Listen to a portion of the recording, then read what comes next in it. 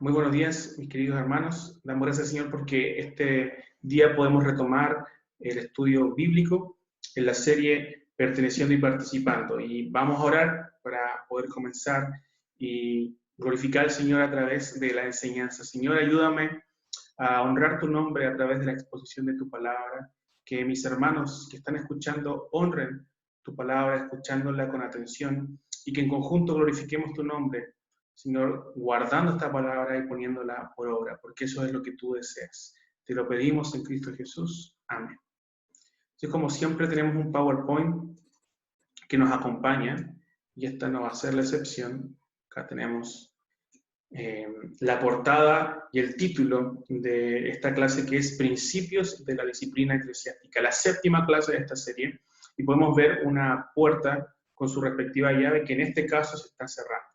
Muchos de inmediato van a recordar el concepto del poder de las llaves. Dios, nuestro Señor Jesucristo, le concedió el poder de las llaves a la iglesia, para abrir y para cerrar. En clases anteriores vimos cómo la iglesia abre la puerta de los cielos a aquellos que creen y se arrepienten de sus pecados. Hoy veremos cómo la iglesia cierra esa puerta a aquellos que, aún diciéndose cristianos, se comportan como infieles. Así que no olvidemos que esta serie se está basando en el libro La membresía de la iglesia de Jonathan Leeman, de 9 marcas, y hoy, de forma excepcional, vamos a estar nombrando algunos pasajes del libro El cuerpo de Cristo del pastor Sugel Michelén, que es un libro sencillo, práctico, lleno de sabiduría, el cual nos muestra la naturaleza de la iglesia.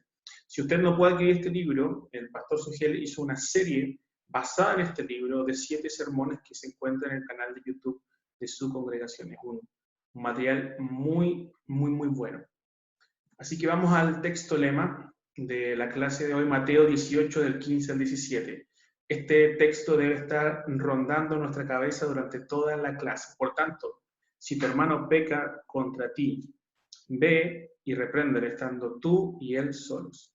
Si te oyere, has ganado a tu hermano, mas si no te oyere, toma aún contigo a 1 o 2, para que en boca de 2 o 3 testigos conste toda palabra. Si no los oyere a ellos, dilo a la iglesia, y si no oyere a la iglesia, tenle por gentil y publicano.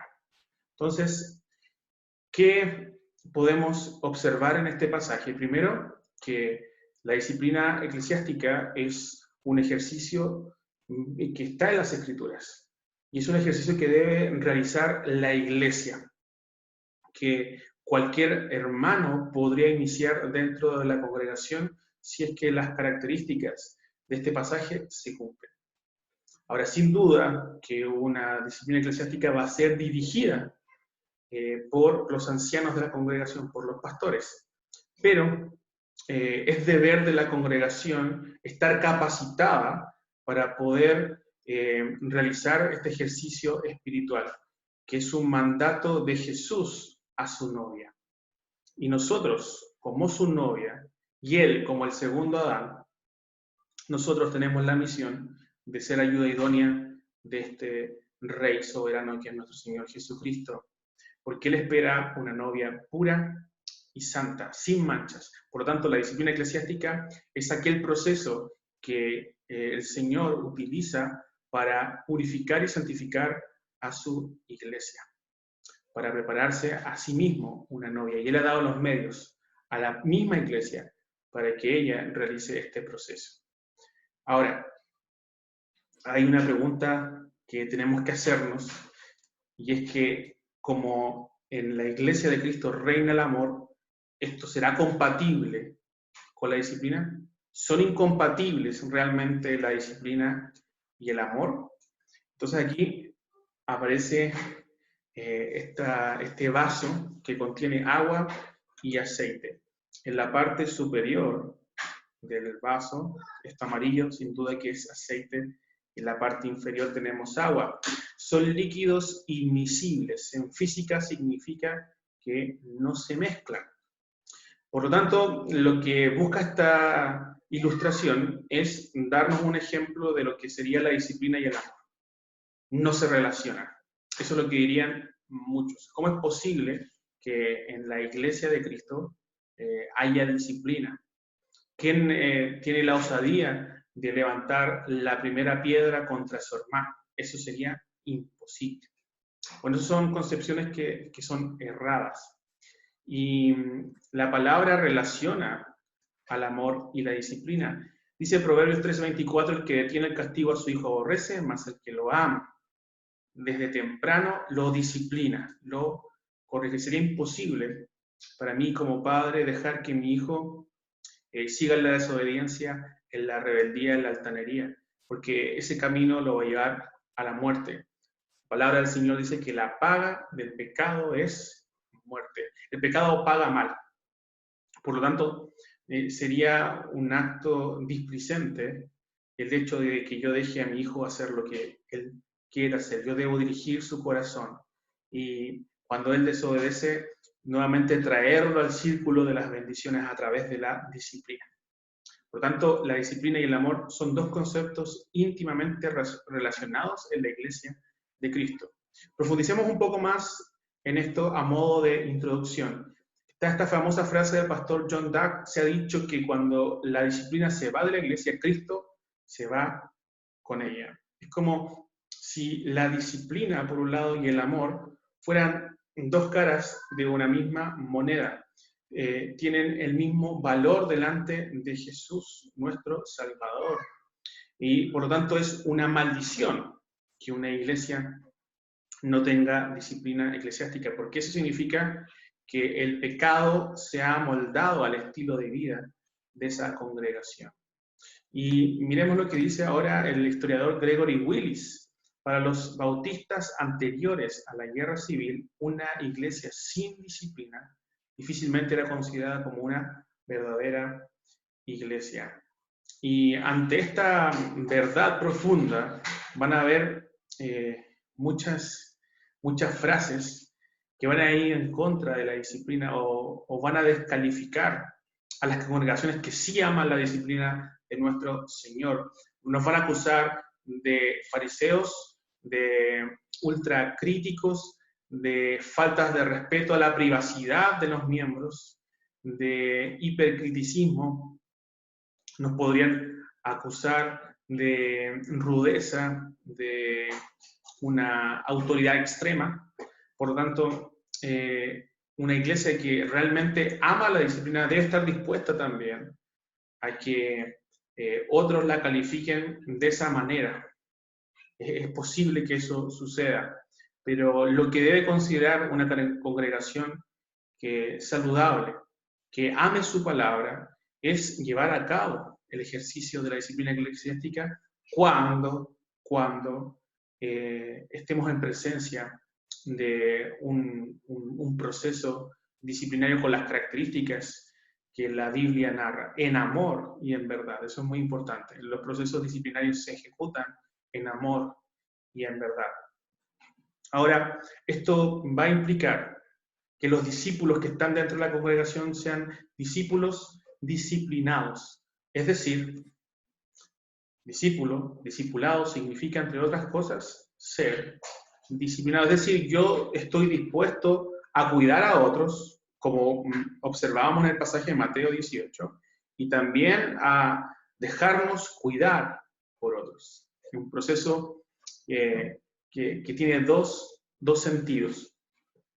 Por lo tanto, debemos estar dispuestos con espíritu manso y humilde para poder realizar este proceso y también para nosotros dejarnos ser orientados, corregidos, amonestados y alentados por otros creyentes. Miren lo que dice David, cómo califica él la reprensión, que el justo me hiera con bondad y me reprenda es aceite sobre la cabeza, no lo rechace mi cabeza, es un acto de bondad, es un bálsamo para mis heridas, es un bálsamo que cura aquellas heridas que el pecado que mora en mí me ha infligido. Entonces, no podemos actuar con indiferencia ante el pecado. Si vamos a Mateo 18, del 12 al 14, dice, ¿qué os parece si un hombre tiene 100 ovejas y se descarría una de ellas? ¿No deja las 99 y va por los montes a buscar la que se había descarriado? Y se acontece que la encuentra, de cierto os digo, que se regocija más por aquella que por las 99 que no se descarriaron. Así no es la voluntad de vuestro Padre que está en los cielos que se pierda uno de estos pequeños. Entonces, dentro del contexto de Mateo 18, 15 al 17, que leímos al principio, nuestro texto lema, está este pasaje que se relata con anterioridad. Por lo tanto, cuando hablamos de disciplina, estamos hablando de un acto de amor en donde la iglesia va en rescate de esta oveja pequeña, descarriada, que por ignorancia o por desobediencia se ha ido de la manada. Y con amor y con verdad voy con este bálsamo de corrección en búsqueda de mi hermano que ha pecado en contra del Señor. Ahora ilustrémoslo un poco más. Suger Michelin da esta ilustración que es muy sencilla y profunda al mismo tiempo. Tenemos aquí una cena, tenemos a los papás, a los hijos, al abuelo, a la tía, el tío, y todos los días se reúnen a las 7 de la tarde a comer una rica cena, día tras día. Y de repente, un día, uno de los miembros más pequeños de la familia se extravía. Sería imposible que esta familia siguiera con su rutina de forma normal. Lo que sucedería es que con urgencia saldrían en búsqueda de esta pequeña, realizarían todas las diligencias posibles e invertirían todos sus recursos y su tiempo por rescatar a esta pequeña. Y nosotros somos la familia de la fe. Por lo tanto, esta analogía de ilustración nos sirve también para el proceso disciplinario. Cuando un hermano peca, esa pequeña oveja descarriada debe ser buscada por sus hermanos mayores, sus hermanos que están más fuertes en la fe. Por tanto, cuando suceda esto, se debe activar el protocolo de Mateo 18, del 12 al 14. Entonces, el contexto de la disciplina, como hemos visto, es el amor. Entonces, todo seguidor del Señor debiera dedicarse a hallar la oveja que se ha descarriado a fin de llevarla de regreso al redil. Eso comenta William Hendrickson sobre este pasaje. Por tanto, como hemos visto, esto es tarea de cada uno de los miembros de la congregación. Es una función que cumple la Iglesia de Cristo y que Cristo mismo ha demandado y Él espera de cada uno de los suyos. Entonces recordemos el concepto de las llaves del reino. Mateo 16, del 16 al 19, el Señor le dice a Pedro, a ti te daré las llaves del reino. De una forma simbólica, representando a toda su iglesia, a todos aquellos que han creído en Él. Y este poder de las llaves tenía dos propósitos, como lo hemos definido en el Catecismo de Heidelberg: la predicación del Santo Evangelio y la disciplina eclesiástica, con los cuales se abre el cielo a los fieles a través de la predicación y se cierra a los infieles con la disciplina eclesiástica. Por lo tanto, como vimos en otros estudios anteriores, Pedro predica en Hechos 2 y muchos creen y vienen al arrepentimiento. Y como vamos a ver más adelante, vamos a ver un ejemplo concreto de cómo Pablo llama a la iglesia a cerrar la puerta a un infiel en 1 Corintios 5, que es uno de los casos más famosos que podemos ver en las Escrituras. Por lo tanto, la iglesia tiene este poder. Vamos a definir entonces ahora tipos de disciplina, la formativa y la correctiva. La formativa se puede definir como la enseñanza y entrenamiento de los creyentes en relación a sus responsabilidades como cristianos y miembros de la iglesia, y esta enseñanza y entrenamiento bien podría ser llamada disciplina preventiva, porque la enseñanza de la palabra es un antídoto adecuado para todas las formas de pecado. Cuando hemos llegado a la fe, nosotros creemos, amados hermanos, que nuestro mayor problema ha sido solucionado en la cruz del Calvario. La condenación del pecado ya no está en nuestra contra. Hemos sido salvados y justificados por Cristo. Pero aún actúa en nosotros el poder del pecado. Aún estamos en un cuerpo mortal. Y aquellos problemas que brotan en nuestros corazones deben ser resueltos a través de la disciplina formativa. La enseñanza es la que va a darnos la solución, el antídoto adecuado para todas las formas de pecado. Llevándolo a la comparación con un profesor de matemáticas, es cuando él enseña las formas para solucionar los problemas. Él dice, esto se soluciona de esta manera, este es el procedimiento que ustedes deben llevar a cabo. Así de similar es la disciplina formativa. Ahora, la correctiva es una intervención, es un proceso de intervención mediante el cual una iglesia guía a un cristiano que ha caído en pecado por ignorancia o desobediencia al arrepentimiento. Fíjense en esa misión. La misión de la disciplina correctiva es el arrepentimiento de esta persona, ganarla, y por ende a la restauración de su caminar con Dios. Ambas definiciones son de Davis Huckabee. Entonces, llevándolo también al mismo ejemplo del profesor, en este caso son los alumnos ahora realizando ejercitación a partir de lo que aprendieron, y el profesor pasa por puesto, corrigiendo los errores que sus alumnos están realizando en los ejercicios para que ellos puedan realizarlo bien. Él está corrigiendo. Y de la misma manera nosotros hacemos algo similar cuando nuestros hermanos pecan. Vamos y le corregimos, le amonestamos. Sin duda más adelante vamos a ver cómo es este proceso. Ahora, clásicamente, cuando hablamos de disciplina eclesiástica, es cuando el proceso se ha llevado a cabo en su totalidad y esta persona que ha pecado en contra del Señor ha sido amonestada 1, 2, 3 veces, quizás más incluso, depende de cómo haya sido el proceso, no se arrepiente, por lo tanto ha dejado de representar a Cristo y debe ser excomulgado. Entonces, clásicamente, cuando hablamos de disciplina eclesiástica, si se realizó una disciplina eclesiástica en una iglesia, hablamos finalmente de una excomunión. Y así es como lo define Jonathan Leeman. Es el acto de retirar a una persona de la membresía de la iglesia y de la participación de la cena del Señor. Vamos a ver más adelante por qué se le excluye de la membresía, es quitado su nombre del listado de miembros, y por qué no puede participar más de la cena del Señor. Ahora, esto no quiere decir que cuando se lleva a cabo esta persona no pueda asistir más a la iglesia. La idea es que esta persona siga yendo a la iglesia para que escuche la palabra y para que se arrepienta de sus pecados. Si una persona es excomulgada y tiene a su familia dentro de la congregación, esa familia no es excomulgada. Pero sin duda que las relaciones familiares deben seguir estando presentes. Deben estar estando presentes. Y sin duda que también esa familia va a tratar de buscar que su familiar se arrepienta de sus pecados, para tener conversaciones en relación a ello.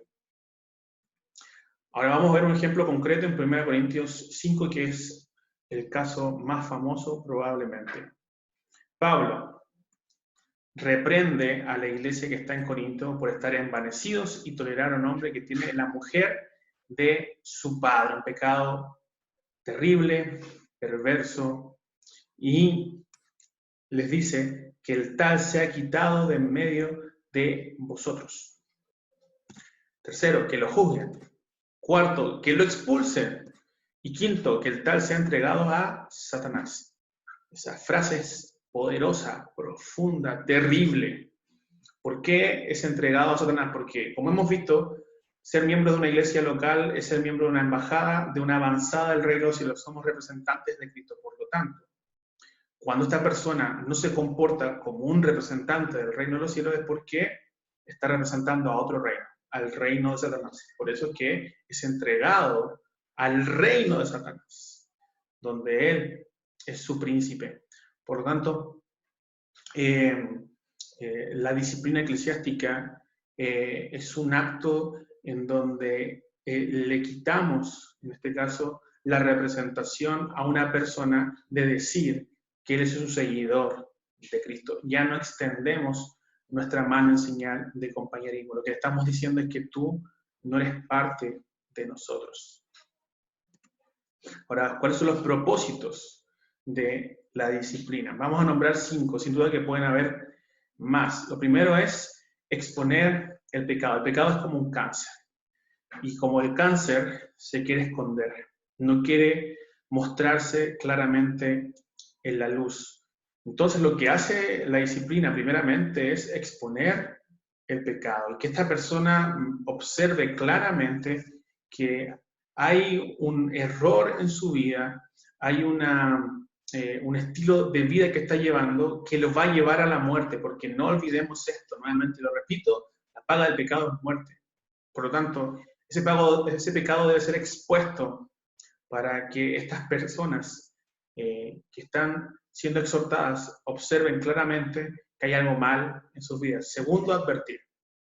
La iglesia no tiene el poder definitivo de la retribución divina. Esa la tiene nuestro Señor Jesucristo en el día final. Él va a condenar finalmente y va a recompensar a los salvados, va a condenar a los perdidos, a los incrédulos, y Él va a premiar a los salvos.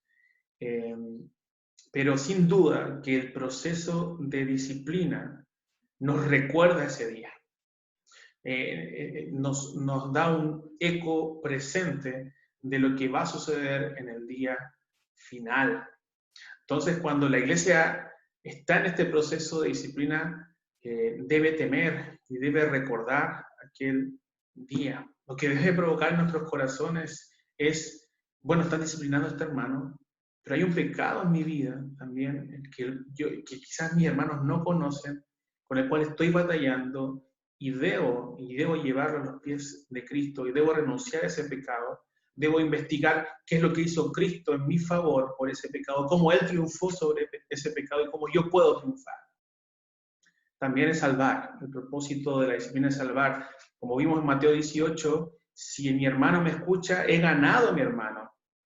El propósito de la disciplina entonces es salvar del fuego a mi hermano que amo.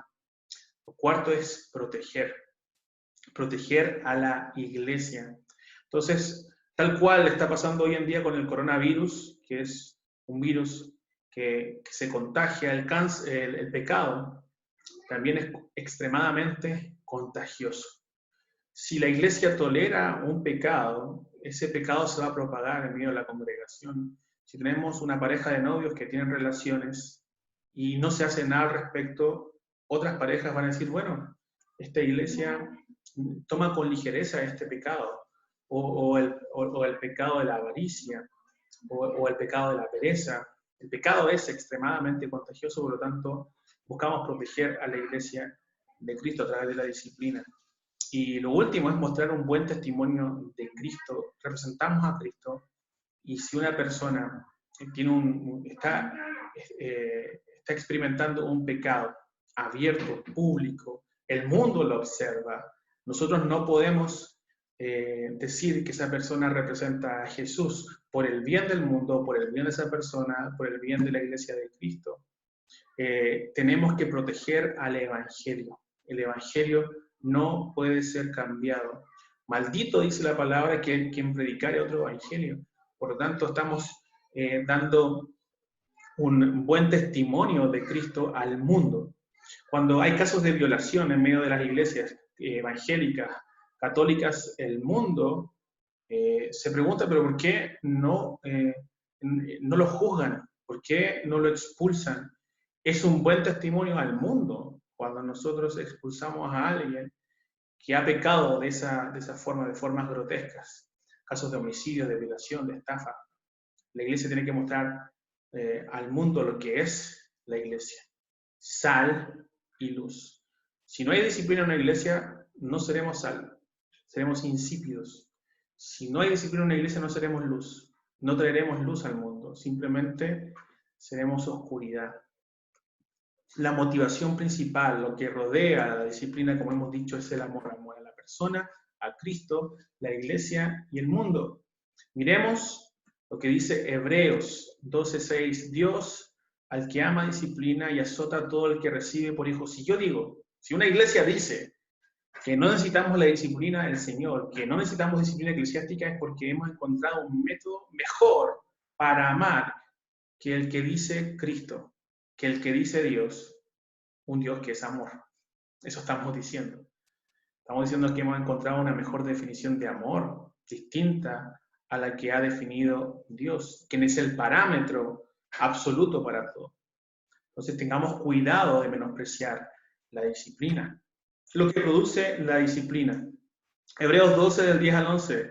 Él nos disciplina para nuestro bien, para que participemos de su santidad. Al presente, ninguna disciplina parece ser causa de gozo, sino de tristeza. Sin embargo, a los que han sido ejercitados por medio de ella, les da después fruto apacible de justicia. Al parecer, queridos hermanos, la disciplina es una tarea obligatoria en cada creyente. Es una asignatura que no se puede posponer. Seremos disciplinados por el Señor. Y esa disciplina va a provocar en nosotros un cambio en nuestro carácter, una transformación en nuestra voluntad, en nuestro corazón, en nuestras vidas, la forma en que vamos a pensar, la forma en que vamos a decidir, la forma en que vamos a vivir. Eso es lo que trae la disciplina. Por un momento no habrá gozo, sino tristeza, pero al final daremos fruto, porque al haber pasado por la disciplina daremos cuenta de que estamos enraizados en la vid verdadera, que es Cristo, y daremos fruto porque tenemos vida verdadera en Cristo Jesús. Y no olvidemos, hermanos, que la disciplina de Dios nunca comete un error. Él jamás se ha equivocado al disciplinar a uno de sus hijos, porque cuando Él disciplina, al mismo tiempo nos consuela. Y eso es algo que tiene que aprender también la iglesia al disciplinar. Debemos disciplinar y al mismo tiempo ir mostrando el amor y el carácter de Cristo. Entonces,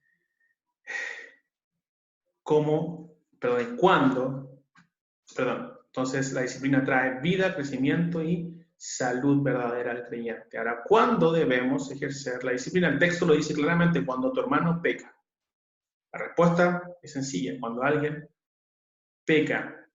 Pero si tomamos esta palabra sin el contexto, sin el protocolo de ir en búsqueda de nuestro hermano en amor y en verdad, podemos transformarnos en un martillo que machaca a nuestros hermanos. Nos transformaríamos en inspectores de nuestros hermanos.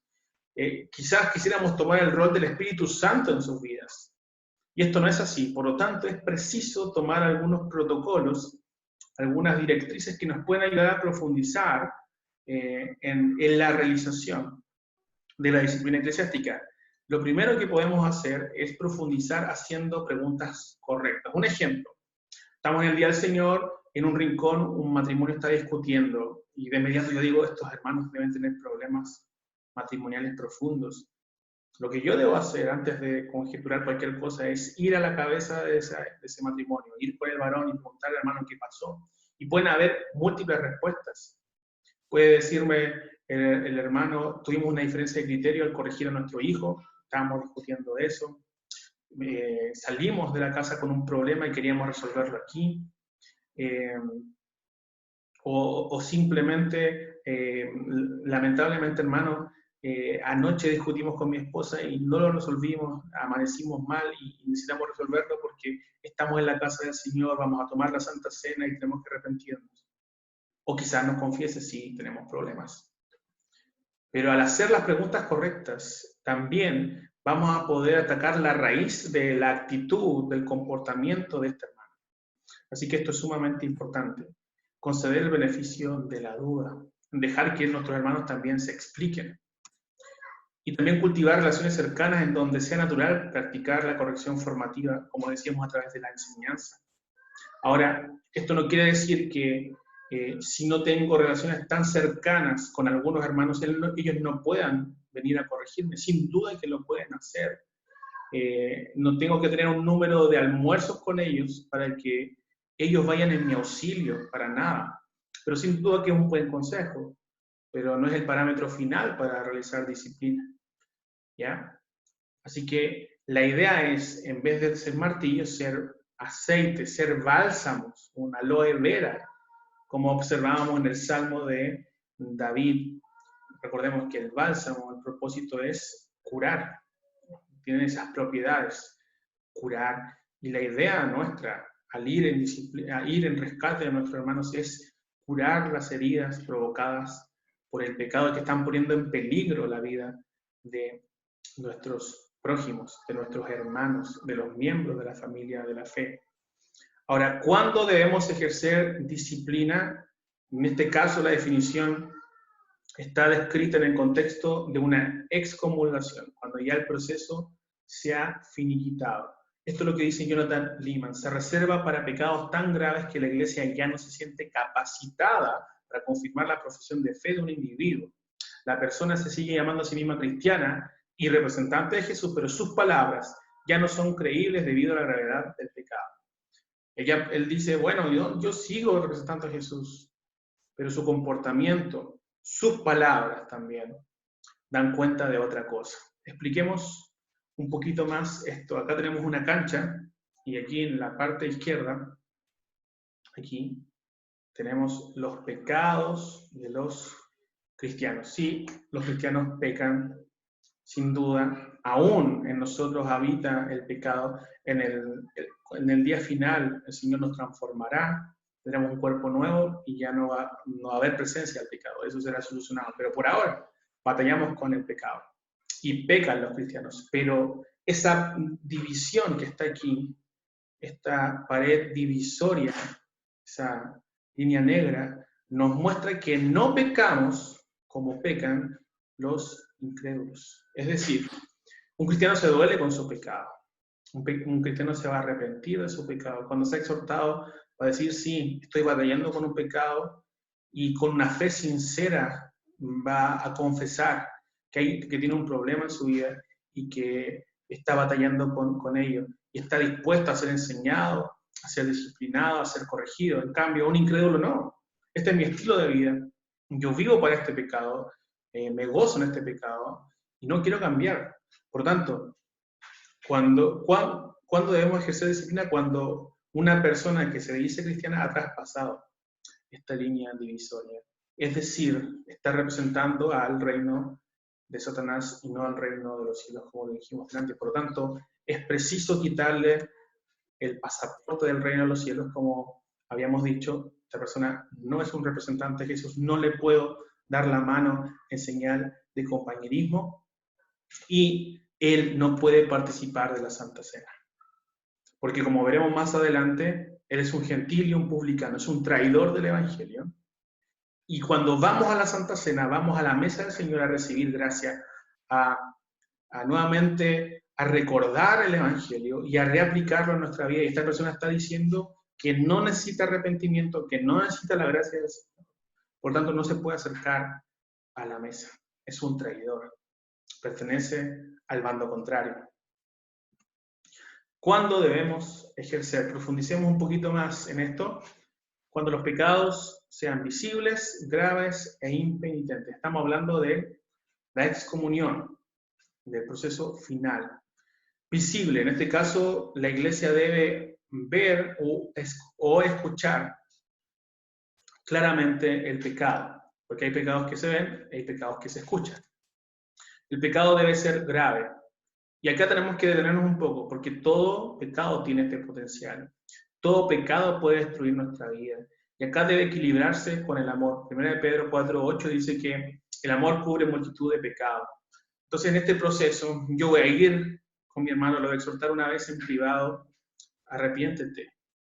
Y quizás mi hermano me escucha, quizás su arrepentimiento fue un gris, no fue completo, debo ir a exhortarle nuevamente, sentarme con él, a mostrarle a través de la palabra su pecado, mostrarle qué es lo que ha hecho Cristo en su favor, cómo Cristo reaccionó ante ese pecado durante su vida aquí en la tierra y cómo él venció ese pecado. Yo debo orar con mi hermano, debo tener una relación cercana con mi hermano. Sin duda que distintos casos van a tener distintas estrategias, como veremos al final, pero yo debo equilibrar este proceso con el amor. Y vimos el pecado horroroso de 1 Corintios 5 de un hombre que se une a la mujer de su padre, pero la mentira puede transformarse en un pecado grave. Pecados repetitivos de una persona que no se arrepiente pueden ir transformando esas pequeñas mentiras una bola de nieve gigante. Recordemos lo que dice la palabra, que las pequeñas zorras echan a perder el sembradío. Entonces, no solamente estamos hablando de homicidio, no estamos hablando aquí del perverso de 1 Corintios 5, no estamos hablando simplemente de una violación, la avaricia, la lujuria, el deseo de tener más y más riqueza en esta tierra, la pereza, nos pueden llevar a destruir nuestra vida. Y por lo tanto, esta persona podría ser excomulgada. Impenitente. A pesar de las exhortaciones, la persona no se arrepiente. Y vamos a profundizar en esto ahora mismo, porque puede que se arrepienta y aún así el proceso continúe. Vamos con eso. Arrepentimiento y restauración. La persona no se arrepiente, obviamente no hay mano, no hay extensión de manos en señal de compañerismo. La persona se arrepiente, pero su arrepentimiento es gris. Es exhortada por la iglesia y se reserva algunas cosas. La iglesia tiene el poder para decir, sí, vamos a esperar un poco más para que siga siendo exhortada por la palabra, para que se arrepienta y nosotros le demos, ¿cierto?, nuestra mano en señal de compañerismo, o simplemente cerrar la puerta porque hay antecedentes a lo largo del proceso disciplinario que comprueban que este comportamiento es repetitivo. Por lo tanto, la iglesia se puede guardar, ¿cierto?, este poder aún y excomulgarlo de la misma manera. El arrepentimiento es claro, muy claro, la iglesia lo restaura. Pero también hay casos en donde la gravedad del pecado es tan profundo, ha afectado a tantas personas, que la iglesia también puede reservarse el hecho de excomulgarlo. Una persona que ha ejecutado un homicidio, que ha violado a niños en secreto y se arrepiente, pero yo no puedo de inmediato decir que esta persona es creyente porque la gravedad de su pecado hace que se invalide su confesión de fe. Por lo tanto, incluso en aquellos casos, la iglesia podría negarle el arrepentimiento, perdón, la restauración a la membresía, porque puede ser que esté arrepentido y el Señor realmente le da el arrepentimiento, pero por causa de la gravedad de ese pecado, yo no puedo poner en juego el testimonio de la Iglesia de Cristo en ese momento al menos. Quizá la persona continúa con ese arrepentimiento, crece, da frutos y la Iglesia nuevamente lo incorpora. Pero hay casos que deben ser analizados y la Iglesia debe tomar en cuenta la sabiduría también de los ancianos que han llevado este proceso, de las personas que han rodeado este proceso y tomar una decisión final. Cada caso va a ser distinto. Restauración. Cuando hay restauración, hay una plenitud de perdón, una plenitud completa. No hay periodos de pruebas. No hay membresía de segunda clase. No es que nuevamente tengo que hacer el discipulado con esta persona para que sea reingresada. Hay un anuncio público de perdón. Cuando está ya la tercera fase, cuando ya la iglesia conoce el pecado de esta persona, es preciso también enunciar un perdón público. Juan 20:23 dice, a quien remitiereis los pecados les son remitidos, y a quienes los retuviereis les son retenidos. Por lo tanto, como el pecado fue público, el perdón, el arrepentimiento fue público también, el perdón es público, la iglesia lo recibe en amor. Confirmación del amor. 2 Corintios 2:8 nos habla, por lo cual os ruego que confirméis el amor para con él. Teólogos y comentaristas concuerdan en que esta frase se la da a Pablo en el contexto de que la persona de 1 Corintios 5, que se unió a la mujer de su padre, está arrepentida y volvió a la iglesia, pero ahora los corintios no lo querían perdonar. Entonces Pablo dice, no, basta, esta persona se arrepintió, reingrésenla en la membresía de la iglesia, perdónenla, confirmen su amor, no sea que esta persona sea consumida por la tristeza. Y hay celebración sin duda. En la parábola del hijo pródigo en la historia de la oveja perdida, de la moneda perdida, hay alegría cuando esos elementos y el hijo pródigo es encontrado. Entonces hay una celebración. Ahora, en el tercer punto del anuncio público del perdón, vamos a, más adelante a dar algunas excepciones donde no necesariamente en cada caso debe haber un perdón público. Y vamos a ver eso más adelante. ¿Qué significa tele por gentil y publicano? El texto de Mateo 18 dice que si esta persona no escucha a la iglesia, ustedes ténganle, califíquenle como un gentil y publicano. Puede que esta persona sea creyente, puede que sea un escogido del Señor, pero ustedes deben proteger a la iglesia, deben proteger el testimonio de Cristo y deben calificarle como gentil y publicano. Deben cercar la mesa del Señor. ¿Qué significa esto de gentil? En el antiguo pacto, el extranjero era el extranjero que no pertenecía al pueblo de Dios, por lo tanto, no estaba en el lugar que Dios había designado, no estaba bajo las bendiciones de Dios ni bajo el gobierno de Dios. Y el publicano era uno que, siendo judío, era considerado un traidor porque trabajaba para los romanos, quienes oprimían al pueblo de Israel a través de los impuestos. Entonces, wow, ¿qué es lo que representa estas dos calificaciones? A una persona que está fuera del pacto y que es un traidor. Impresionante. Sugel Michelin dice lo siguiente: aquellos miembros que rehúsan someterse a la autoridad dada por Dios a su iglesia deben ser considerados como personas que han traicionado el evangelio que afirman creer. Por eso es que decíamos delante que esta persona no podía acercarse a tomar la Santa Cena, porque es un traidor. Pertenece al otro bando, pertenece al reino de las tinieblas. Y ningún traidor se puede acercar a la mesa de Cristo. Esa persona no es considerada más miembro de la iglesia, debe ser quitado su nombre del listado de miembros de la congregación.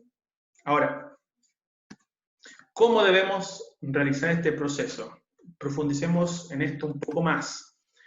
El versículo 15 del texto de Mateo 18 dice que debemos reprender a solas, es decir, hay una reprensión privada. Si no me escuchan, llevo uno o dos o más testigos. Ahora el proceso es semi-privado. Ahora, ¿por qué este criterio? Y es importante saber por qué este criterio, porque puede ser que esta persona, al escucharme a mí, diga, bueno, yo no creo que esté pecando, y si llevo dos testigos y confirman, tiene más peso el testimonio. Y también tiene otro sentido esto, es de cuidar a la persona que va a reprender. En mi caso, si yo voy a reprender, y quizás me estoy equivocando, es simplemente una diferencia de criterio, es simplemente un principio que yo estoy poniendo sobre la otra persona y no un principio claro en las Escrituras, yo me estoy equivocando. Y esos testigos me lo van a decir a mí: hermano, te estás equivocando. Por lo tanto, este segundo criterio es una salvaguarda para tanto la persona que es reprendida como para la persona que reprende. Y también encontramos este criterio en el Antiguo Testamento. Deuteronomio 17:6 dice: por dicho de dos o tres testigos morirá el que hubiere de morir, no morirá por el dicho de un solo testigo. Entonces, si una persona cometía un crimen en el Antiguo Testamento, necesitaban dos o tres testigos. Por lo tanto, como un pecado es un crimen en contra de Dios, es preciso tener este respaldo. Versículo 17: si no me escuchó en el segundo criterio, dilo a la iglesia. Ahora es público. Entonces, la reprensión comienza con un yo. Pero ese yo tiene ciertas características. Gálatas 6:1 nos habla de lo siguiente: hermanos, si alguno fuere sorprendido en alguna falta, vosotros que sois espirituales, restáurele de la siguiente manera: con un espíritu de mansedumbre, considerándote a ti mismo, no sea que tú también seas tentado. Si yo voy a reprender a una persona y yo tengo el mismo pecado, ¿cómo le voy a quitar la paja del ojo a mi hermano si yo tengo una viga, si yo tengo un tronco de madera encima mío? Imposible. Yo debo ir con espíritu de mansedumbre, sin considerarme superior a mi hermano, sin ser su juez, sino su hermano. Romanos 15:14, pero estoy seguro que vosotros, hermanos míos, de que estáis llenos de bondad, llenos de conocimiento, de tal manera que podéis amonestaros los unos a los otros. Vamos al rescate de esta oveja llenos de conocimiento de la palabra y de bondad, en verdad y en amor. Esas son las características de la persona que va a exhortar. Voy con otros. Entonces ahora el círculo crece. Público, ahora el círculo crece más. Son círculos concéntricos que se van extendiendo, que van creciendo hacia afuera, como lo indica aquí la flecha. ¿Por qué? Porque a diferencia del mundo, lo que Jesús quiere hacer es que el menor número de personas estén participando de este proceso. ¿Para qué? Para guardar el testimonio de la persona que está pecando. En el mundo sucede lo contrario. La gente tiene el derecho de chismear sobre los errores, sobre los pecados de las personas y los juzgan de forma cruel muchas veces, sin practicarlo con amor. Por lo tanto, la iglesia se comporta de forma distinta al mundo. No tengo derecho, si esta persona realmente está pecando, no tengo derecho a chismear en la iglesia sobre el pecado de la persona. No tengo ese poder, es algo que carcome a la iglesia de Cristo y la corrompe, la desune. Entonces tengamos cuidado cuando estemos dentro de un proceso de disciplina. No tengo derecho de hablar del hermano aún cuando los pecados que tienen son ciertos, son profundos. No tengo ese derecho. Hay procesos que van a ser lentos, que van a requerir tiempo, esfuerzo, invertir recursos, pero otros van a ser rápidos como los de 1 Corintios 5, donde de inmediato Pablo les dice, oigan, despierten, quiten a ese perverso de en medio de ustedes. Ahora, ya terminando la clase, y con esto vamos a profundizar en la siguiente, nuestro pastor Alex va a estar exponiendo, hay distintos pecados, por tanto van a haber distintas estrategias. En esto tenemos que adquirir sabiduría porque la Biblia no tiene un compendio en donde se trate cada pecado en un proceso disciplinario. Entonces hay pecados que son grises, otros más oscuros, y van a tener distintos tratos. Por tanto, aquí hay que tener mucha sabiduría para actuar. La iglesia debe estar capacitada y probablemente no todos los procesos que una iglesia realice en un principio van a estar todos correctos. Nosotros somos falibles, pero independiente de ello no podemos rehuir a la tarea de la disciplina. No por eso tenemos que rehuir. Ahora, vamos a algunos criterios. 1 Corintios 5, del 9 al 11, no andar con inmorales. Lo que observamos en 1 Corintios 5, esta persona que se unió a la mujer de su papá. Segunda de Tesalonicenses 3, en el versículo 6, y en el 14 y en el 15, nos dice lo siguiente: apartarse de los que andan desordenadamente, no asociarnos a ellos, sino que amonestarles como a un hermano. El texto nos dice y considera que son nuestros hermanos. Al parecer está dentro de un proceso que está llevando a cabo de disciplina, de personas que andan desordenadamente. ¿Qué están haciendo estas personas? Están en la pereza. Quieren comer sin trabajar. Y Pablo llama a que esas personas, cuando sea leída esta carta, sean identificadas y los hermanos se aparten. Entonces podemos ver, hay un criterio común dentro del proceso disciplinario. Nos apartamos de estas personas, pero cuando nos acercamos a ellas, al menos en este criterio, nos acercamos a amonestarle como un hermano, en amor y en verdad. En 2 Timoteo 3:5 nos dice que debemos evitar de plano a algunos hombres amadores de sí mismos, falsos maestros.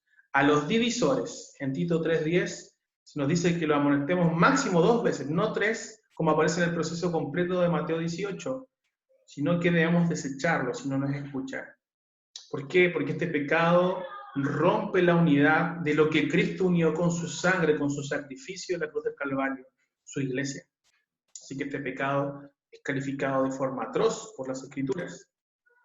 Y en 2 de Juan 10 dice que quienes traen otra enseñanza no la recibamos ni los saludemos. Entonces vemos un criterio común, apartarnos de estos hermanos, pero cuando estamos dentro de este proceso disciplinario y es sabido por la iglesia que este hermano está en este proceso, cuando nos acercamos a él, Debemos, sin duda, tener conversaciones en donde Él sea llevado al arrepentimiento. Mostrarle amor, mostrarle gracia, mostrarle a través de su palabra su pecado y que Él pueda venir nuevamente a la comunión. Así que espero que la próxima clase profundicemos en la aplicación de estos principios y roguemos al Señor para que podamos amar su palabra y amemos su disciplina. Señor, ayúdanos a amar tu palabra. Ayúdanos, Señor, a considerar tu disciplina como un bálsamo. Ayúdanos, Señor, a capacitarnos en estos procesos que tú has demandado a tu iglesia. Te lo pedimos por los méritos de Cristo nuestro Salvador. Amén. Queridos hermanos, que el Señor les bendiga.